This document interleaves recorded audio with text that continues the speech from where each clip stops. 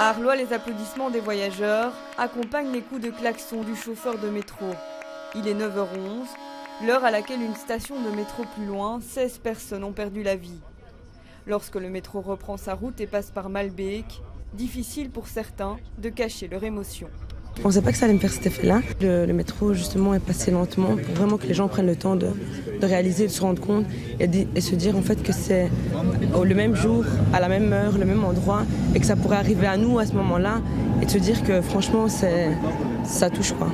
Franchement, ça touche. Vous étiez à De Broecker ce jour-là ? Ce jour-là, oui, j'étais à De Broecker pour aller la même direction. Et puis on arrête, on attendait, et puis voilà, on a sorti des métros, on est retourné chez nous, et après on attendait qu'est-ce qui se passe. Mais aujourd'hui, là, j'avais un souvenir, quoi, je sais pas. C'est difficile aujourd'hui. C'est difficile. C'est important pour vous de prendre quand même le métro ? C'est normal, on ne sait pas, on vit avec.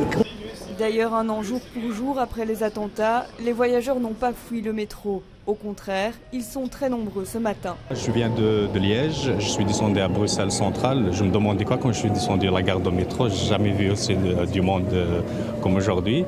Du coup, d'un côté, ça fait du bien de voir ainsi du monde, ça rassure.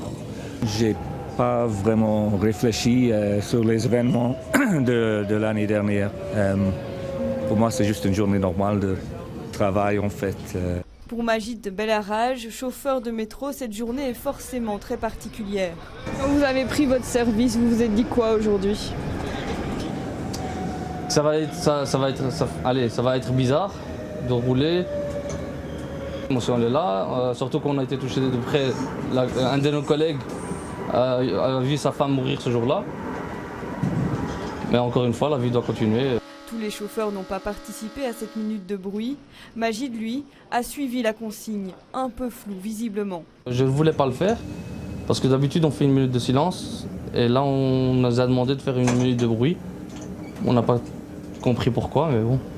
On n'a pas remarqué cette minute de silence, il n'y a pas eu d'avertissement, rien.